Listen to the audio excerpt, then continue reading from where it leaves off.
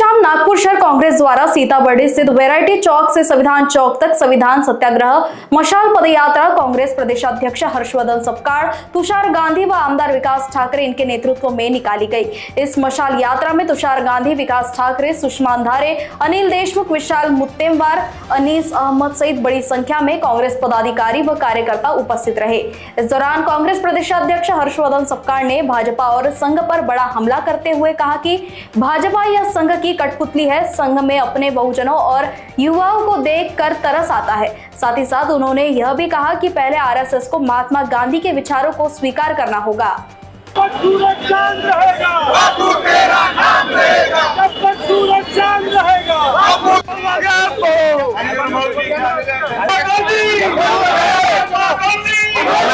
जब तक सूरज चांद रहेगा, बापू तेरा नाम रहेगा, जब तक सूरज चांद रहेगा, बापू तेरा नाम रहेगा।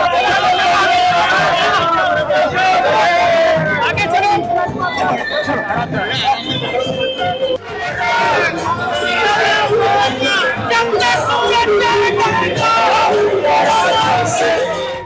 संविधान का सम्मान करने और संवैधानात्मक लोकतंत्र को बहाल करने के लिए सरगस है। मशाल इसलिए है कि क्रांति की जोत मशाल से सुलगती है और आज हम लोग लोकतंत्र की क्रांति के लिए निकले हैं। बहुत बहुत शुक्रिया। सर्व विचारांना तिरांजली 100व्या वर्षी त्यांनी द्यावी। दरम्यानच्या 100 वर्षाच्या काळात त्यांच्यावर बंदी घातल्या गेली आणि बंदी महात्मा गांधींच्या खुनाच्या पार्श्वभूमीवर राष्ट्रीय सेवक संघावर बंदी घालण्यात आली होती। बंदीचा काळ वगळला तर 100 वर्ष अजून झाले नाही तो असू द्या, मात्र गांधींच्या खुनानंतर बंदी घातली आणि मग नंतर आम्ही सांस्कृतिक कार्य करू, आम्ही कोणतं काम करू याचं अंडरटेकिंग देत असताना त्यांनी संघाला पुन्हा मुदतवाढ बंधन घालण्याचं सांगितलं। नेहरूजींच्या काळात ते झालं, इंदिराजींच्या काळात त्यांनी पुन्हा आणीबाणीच्या काळात जो पत्रव्यवहार केलाय त्यामध्ये कोणती भाषा आहे ते पण आपल्या सगळ्यांच्या समोर आहे। त्यामुळे हे सगळं डॉक्युमेंटेशन काय सांगतं की त्यांनी वारंवार जे सांगितलंय त्याच्या विपरीत स्वरूपामध्ये त्यांनी कुठे ना कुठे त्यांचं काम केलंय। त्यामुळे आता या सगळ्या संदर्भांची गोळाबेरी जर केली तर त्यांनी 100वे वर्ष पूर्ण झाले आणि हा विचार भारतामध्ये देणं सगळ्यांपर्यंत बदलत्या काळात देणं योग्य नाही। म्हणून माझी त्यांना विनंती आहे, अनुरोध आहे की आपला संघ जो आहे हा 100व्या वर्षी त्यांनी बरखास्त करावा आणि जर ते नसेल करायचं, कारण संघटना आहे, कोणत्याही संघटनेच्या संदर्भात असं बोलणं हे एका बाजूने वैचारिक दृष्टिकोनातून संयुक्तिक जरी असलं तर दुसऱ्या बाजूने जो पर्याय आहे किंवा त्यांनी बंच ऑफ थॉटची मनुस्मृतीची पुन्हा एकदा होळी करावी आणि भारताचं संविधान हे स्वीकारावं आणि त्यांच्या संघाच्या मुख्यालयात जसा परवापर्यंत तिरंगा ध्वज फडकत नव्हता, आता त्यांच्या संघामध्ये संविधान देखील नाही। त्यामुळे त्यांनी बंच ऑफ थॉट बाजूला सांगून भारताचं संविधान स्वीकारावं आणि गांधींचा फोटो लावून गांधींच्या मार्गाने चालावं हा एक दुसरा पर्याय देखील त्यांच्या समोर उभा आहे। मला वाटतं काल गांधींच्या पुतळ्याच्या समोर उभं राहून त्यांनी हा जो दुसरा पर्याय आहे मनुस्मृतीला बाजूला सारायचा आणि गांधींना जवळ करायचा। आणि नथुराम हा खुली होता, नथुराम हा दहशतवादी होता। नथुराम गोडसेंनी गांधींच्या हत्येशिवाय दुसरं कोणतंही काम केलं नाही। राष्ट्र उभारणीमध्ये त्यांचं कार्य नाही, ते स्वातंत्र्य संग्राम सेनानी नव्हते, ते समाज सुधारक नव्हते, ते केवळ गांधींचे खुनी होते। आणि गांधींच्या खुनातील 7 आरोपी कपूर आयोगाचा अहवाल हा सर्व स्वीकारत असताना त्यांनी या मार्गाने चालावं ही आमची त्यांना पुढे असणारी अपेक्षा, एक अनुरोध राहील। कारण देश हा सगळ्यांचा आहे आणि त्यामध्ये विखारी विषारी प्रचार करणं हे कुठेतरी थांबलं पाहिजे। आणि ते थांबत असताना जो पंचांगाच्या नुसार 100 वर्ष पूर्ण होताना गांधी जयंती ज्या दिवशी आलेली आहे हा योग सुवर्ण योग साधत असताना त्यांनी या दृष्टिकोनातून पुढे वाटचाल ठेवावी ही असणारी ही अपेक्षा आहे। त्यामुळे या अपेक्षेतूनच उद्या जी आज मशाल यात्रा देखील आहे, शहीद भगतसिंग हे फार मोठे एक शहीद होऊन गेले आहेत।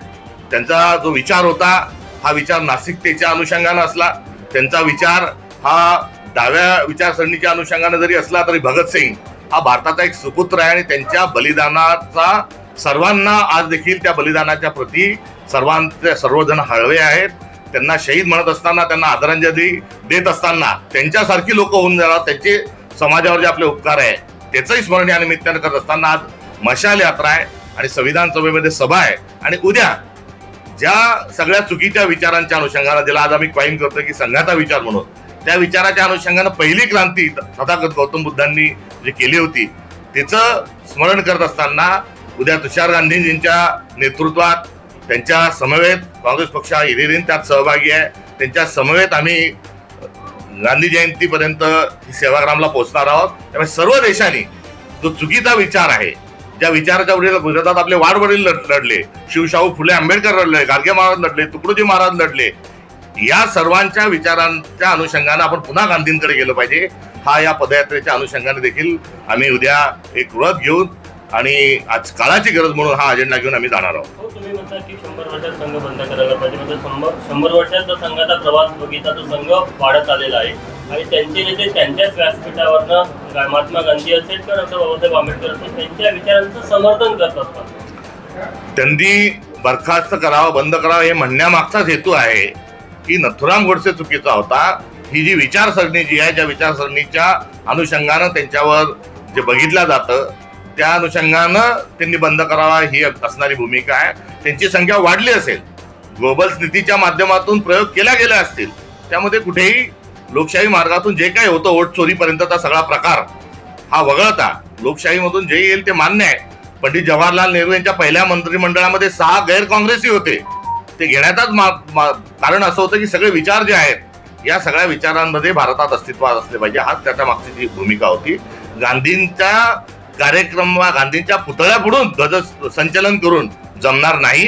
नथुराम गोडसे आणि ती जी काही तथाकथित सर्व पिल्लावळ आहे या सर्वांच्या अनुषंगानं ते चुकीचे होते. अस्पृश्यता आम्हाला मान्य नाही, स्त्री पुरुष समानता असायला पाहिजे, सगळ्या जाती ज्या आहेत त्या नष्ट झाल्या पाहिजे, ही भूमिका त्यांनी घ्यावी.